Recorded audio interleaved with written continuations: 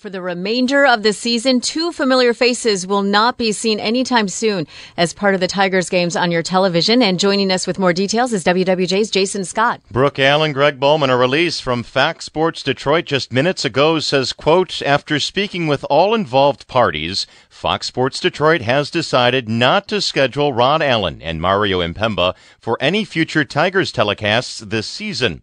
The cable station goes on to say, quote, since this is an internal matter, we will have no further comment, end quote. Remember, it was Wednesday. News broke about a reported scuffle, rift, brouhaha, however you want to describe it, between the two broadcasters, and it has since escalated. Very titillating news here in town.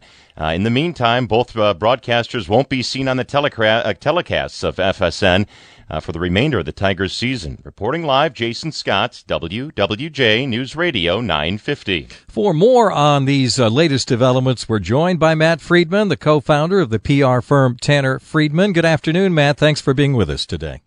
Hi, Greg. Happy to talk about a really tricky PR situation. It really is. So if you're the Detroit Tigers, are they doing the right thing here? How do you come back from something embarrassing like this? Well, there's a lot here that we don't know, and I understand that Fox Sports Detroit and their parent company will be loath to want to say anything about this. There are a lot of corporate lawyers involved, I'm sure, and HR people and agents.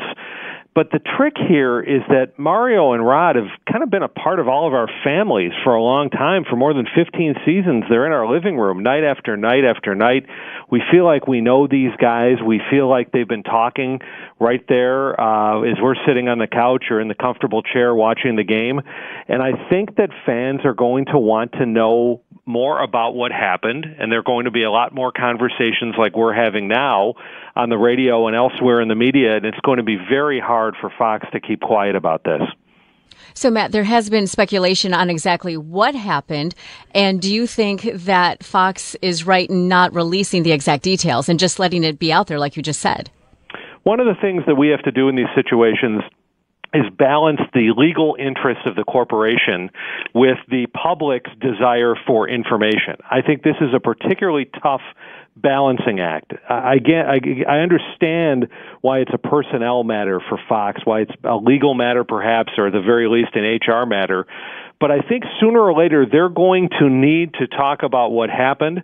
Mario and Rod are probably going to need to speak publicly about this somehow if they want to continue working for Fox here in Detroit, or maybe get a job elsewhere in broadcasting. Sooner or later, the public, the fans, the industry is going to need to know what really happened. And Matt, let's face it, there hasn't been much to cheer about for the Tigers this season, and this is a big weekend for them with the 50th anniversary of the '68 World Championship, and that was supposed to be the focus. So the timing here is kind of bad in that respect too, right?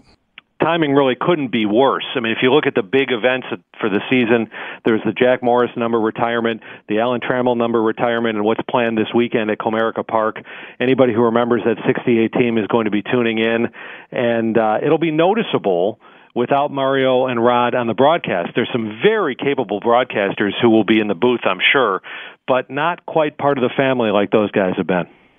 And, Matt, I think you have always said for companies, right, it's better to say something than nothing because right now you're saying nothing and causing speculation. Maybe it would be the best if you could get a public statement from Rod and Mario.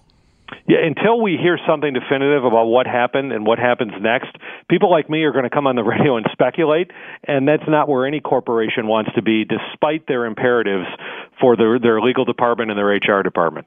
Okay, so Matt, one more question. If they do make a statement, do you think that they would end up keeping their jobs for next season, or do you have any way which that would go, or what you would suggest PR-wise?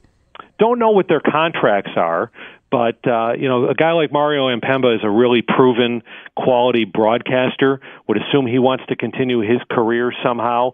Somebody like Rod Allen has established a national reputation. He's done fill-ins on Fox. He probably wants to fulfill his career objectives somehow. So sooner or later, we're going to need to know what happened and what happens next. And for Fox to put out a statement saying they're not going to talk anymore, I understand where that comes from. I've been in meetings about that sort of thing before, but it may not be realistic going forward. All right. Thanks, Matt, for your insights as always. You're welcome. Happy to do it. All right, thanks. It'll be interesting to see what develops next. Matt Friedman from Tanner Friedman PR firm. Hi, it's Jamie, Progressive #1, #2 employee. Leave a message at the... Hey, Jamie, it's me, Jamie. This is your daily pep talk. I know it's been rough going ever since people found out about your a cappella group, Mad Harmony, but you will bounce back. I mean, you're the guy always helping people find coverage options with the Name Your Price tool. It should be you giving me the pep talk. Now get out there, hit that high note, and take Mad Harmony all the way to nationals this year!